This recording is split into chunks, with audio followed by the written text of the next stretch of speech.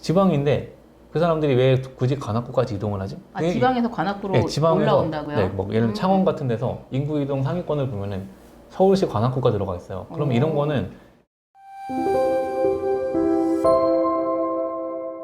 안녕하세요 구독자 여러분, 이콘TV 호스트 록산입니다. 지난 영상에서는 이제 내 집 마련에 대한 고민에 대한 걸 많이 이야기해 주셨고요. 네. 이번 시간에는 입지 분석, 이것에 대해서 이야기를 좀 해보려고 하는데, 사실 행호티님 블로그에 입지 분석 방법 올리시잖아요. 네네. 그게 이제 입소문을 타면서 굉장히 인기가 많아졌고, 그 결과 이제 저희 책도 나온 거 아니겠습니까? 네. 그야말로 초보자들 입장에서 같은 입지 분석도 되게 쉽게, 그리고 바로바로 적용을 할 수 있게 잘 풀어주셨거든요. 입지라는 게 부동산 투자에서 얼마나 중요하길래 그렇게 입지가 차지하는 비중이 어느 정도인 걸까요? 사실 제 책에다가 이제 입지와 흐름을 나눠서 쓰긴 했는데요. 장기로 진짜로 길게 보면은 저는 입지가 더 중요하다고 생각을 하거든요. 우리나라 어쨌든 부동산 시장이 올라갈 때도 있고 떨어질 때도 있고 이렇게 하락 상승을 반복을 하는데, 입지가 좋은 지역은 어쨌든 버텨서 하락장을 겪더라도 다시 올라가는 힘이 있다고 생각을 하거든요. 입지가 좋으면. 네, 그리고 어떤 단기적인 사이클을 본다 하더라도 상대적으로 입지가 조금 더 좋은 지역들은 입지가 덜 좋은 지역에 비해서 좀 상승 흐름을 탈 때 먼저 올라가고 좀 더 많이 올라가는 그런 특징이 있기 때문에 한 60% 정도는 입지가 필요하지 않을까? 네. 입지가 좋은 지역은 하락장에서도 잘 안 떨어지고 상승장에서는 더 많이 올라가고. 입지 분석 우리가 말은 많이 들었단 말이에요. 네. 근데 솔직히 초보들 입장에서는 알겠는데 입지가 뭔지 잘 모를 수도 있어요. 그렇죠. 네. 예, 이게 감을 잡기가 쉽지 않은데, 이 아파트는 입지가 좋다, 혹은 뭐 이 아파트 입지가 안 좋다라고 할 때 그 기준이 있을까요?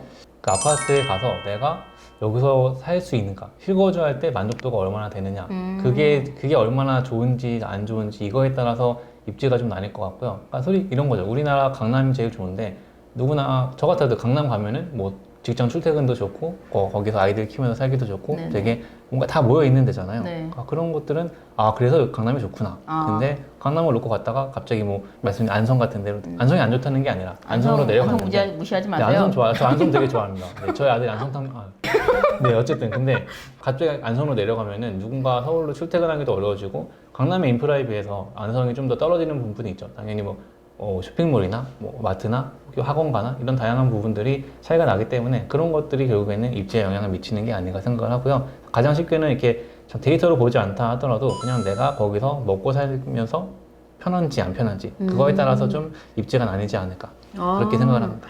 그러니까 입지가 좋다는 건 결국 내가 여기 살면서 편할까 안 편할까를 그렇죠. 따지는 거네요. 네, 편하게 먹고 살 수 있는지 네. 그거에 대해서 아마 그거에 대해서 되게 많이 나뉠 것 같아요. 그 삶을 편하게 해주는 요소를 생각해보면 답이 그렇죠. 나오겠어요. 맞습니다. 예를 들어 뭐 지하철이나 교통이 편리한가, 주변에 뭐 마트나 생활 편의시설이 있는가, 그렇죠.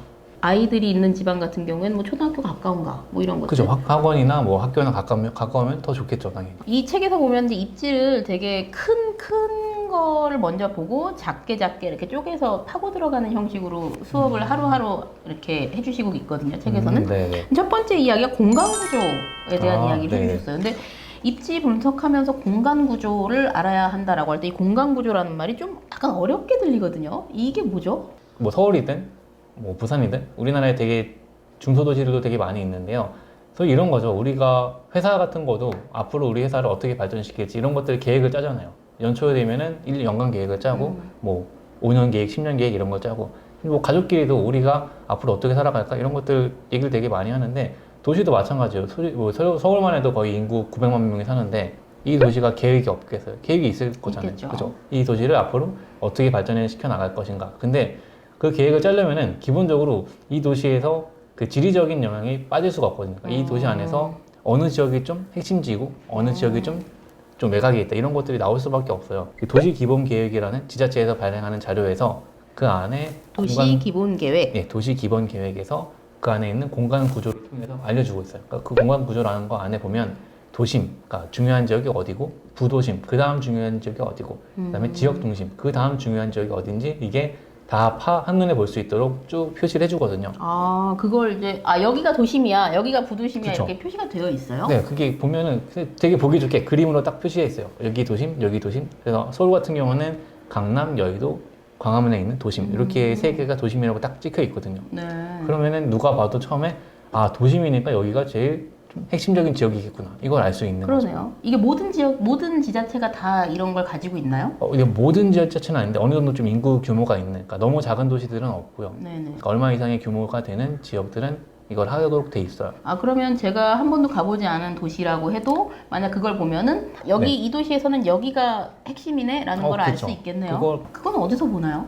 그 도시 기본 계획 이거는 어디서 찾아볼 수 네, 있죠? 이거 지자체 홈페이지에 가서 찾아보셔야 되는데 그렇게 하시지 마시고 그냥 포털 구글 같은 사이트에 가셔서 뭐 서울시 도시기본계획 혹은 뭐 성남시 도시기본계획, 고양시 도시기본계획, 이게 무슨 시 도시기본계획이라고 치면은 나오거든요, 구글에서. 아, 역시 구글이 짱이네요. 네, 거기에 들어가셔서 그냥 문서를 보시는데 네. 그 문서가 아까 말씀드린 대로 막 200페이지, 300페이지 이렇게 되니까 그래요. 그거 다 보시기 쉽지 않아요. 그러니까 거기서 그냥 공간 구조부터 먼저 찾아가지고 그거 먼저 보시면은 아마 충분히 도움이 되실 것 같아요. 이게 바뀌거나 그러진 않나요?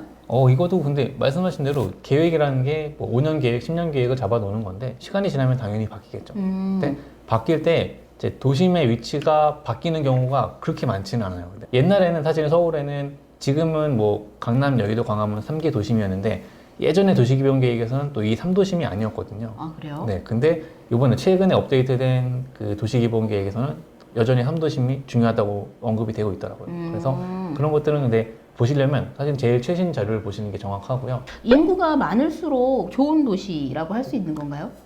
기본적으로는 저는 그렇다고 생각을 해요. 그러니까 우리나라에서 서울 수도권이 제일 좋다고 하는 이유가 지금 서울 수도권에 거의 우리나라 절반이 모여 있잖아요. 그렇죠. 근데 면적은 우리나라에서 절반보다 훨씬 더 작죠. 그렇죠. 그러니까 사람들이 면적 대비해서 그만큼 많이 모여 있고 그러니까 서로 경쟁하면서 그게 결국에는 어떤 집값을 올릴 수 있는 그 수요라고 생각을 하거든요. 그렇기 때문에 기본적으로 인구가 많으면 그분들이 집을 매수할 수 있는 잠재적인 수요가 되기 때문에 저는 부동산 가격 측면에서는 인구가 많으면 유리하다고 생각을 하고요. 아, 그러네요. 어느 정도 시장이 형성이 되어 있어야 부동산도 시장이라는 그렇죠. 게 또 만들어질 테니까. 그 기준이란 게 있을까요? 최소한 뭐 몇만 명 이상의 도시가 그래도 시장이 좀 괜찮다 뭐 이런 거? 근데 인구가 한 20만 명 이하인 지방 도시들은 좀 나중에 검토하는 편이고요. 가급적이면 좀 도시 규모가 큰 지역을 위주로 좀 살펴보고 있는데요. 네. 그렇게 하면은 좀 유리한 게 그래도 그 지역 안에서 도심에서 좀 괜찮은 단지들을 고르면은 그래도 과거의 시세를 봤을 때 어느 정도 시세 차익이 나긴 하거든요.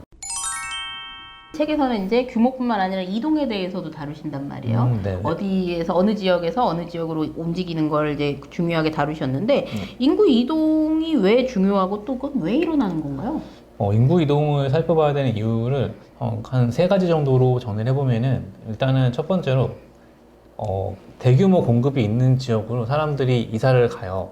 두 번째는 일자리 문제인데요. 일자리. 네, 지방에서 상위권에 서울시 관악구가 있어요. 관악구요? 네, 지방인데 그 사람들이 왜 굳이 관악구까지 이동을 하지? 아, 지방에서 관악구로 네, 지방에서, 올라온다고요? 네, 뭐 예를 들어 창원 같은 데서 인구 이동 상위권을 보면은 서울시 관악구가 들어가 있어요. 그럼 이런 거는 학교를 졸업하신 분들이나 이렇게 젊은 분들이 일자리를 찾아서 서울로 올라오는데 보통 처음 자리 잡는 데가 이제 막 좋은 집을 구하기 어려우니까 교통은 좋은데 집값이 싼 곳 이런 맞아요. 곳을 먼저 고를 수 있기 때문에 그런 것들을 보면은 지방에서 사람들이 일자리를 찾으러 어디로 오는구나 이런 것들도 좀 살펴볼 수 있고 세 번째는 밀려 나가는 수요를 생각을 해볼 수 있죠. 예를 들어 볼게요. 예를 들면 서울 은평구를 딱 찍고 보면은 서울 안쪽에서 서대문이나 마포에서 이동한 사람들이 들어오고요. 은평구에서 김포나 고양시, 파주로 사람들이 나가요. 아, 점점 이렇게 북쪽으로 이렇게. 그죠? 그 안쪽에 집값이 오르니까 이 사람들이 은평구로 가고 은평구에 있던 사람도 집이 오르니까 또 외곽으로 나가고 이런 거를 보면은 만약에 서대문구가 집값이 많이 올랐어요. 근데 은평구가 집값이 하나도 안 올랐어요. 네. 그러면은 서대문구에 있는 사람이 은평구로 오겠죠. 그렇죠. 그러면 우리는 투자를 어디다 해야 될까요? 은평구? 그죠? 이미 많이 오른 서대문구보다는 은평구에 투자를 해야 되니까 그런 것들을 살펴보기 위해서는 네, 이렇게 인구의 흐름을 보는 게 중요하겠죠. 아, 그러면은 요 지역의 집값이 오르면은 그 주변 지역도 좀 있으면 오를 수 있겠다라는 걸 어느 정도 예측을 할 수 있겠네요. 그렇죠. 사람들이 이동하는 패턴을 생각을 해보면 그렇게 되는 게 어떻게 보면 자연스러운 흐름이 되겠죠. 오, 그렇군요. 아, 인구 이동을 크게 3가지로 지금 짚어주셨어요. 정리해보면은, 일단 뭐 대규모 공급, 신도시와 같은 대규모 공급에 의해서 일어나는 이동이 있고, 일자리를 찾아서 오는 이동이 있고, 또 이렇게 집값이 오르면서 확산되는 그런 밀려나는 현상에 대해서도 이야기해 주셨고, 아, 인구가 이동하는 현상만 가지고도 뭔가 다양한 이야기가 나올 수 있군요. 네. 공부하다 보면은 이제 하나둘씩 보이기 시작하실 겁니다. 이런 인구 규모나 이동 같은 거는 그럼 어디서 보면은 알 수 있어요? 저는 개인적으로는 아주 옛날에는 이제 어플 이런 게 없어서 진짜로 이 통계청 사이트에 가서 찾아보곤 했는데요. 지금은 이게 되게 좋은 사이트들이 많이 생겼더라고요. 뭐 호갱노노나 아니면 부동산 지인이나 네네.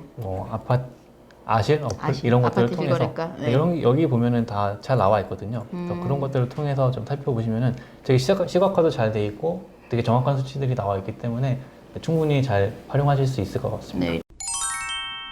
그 밖에도 입지에 영향을 주는 다른 뭐 요소들이 있겠죠. 인구나 규모 말고도. 네네. 뭐 어떤 것들이 있을까요?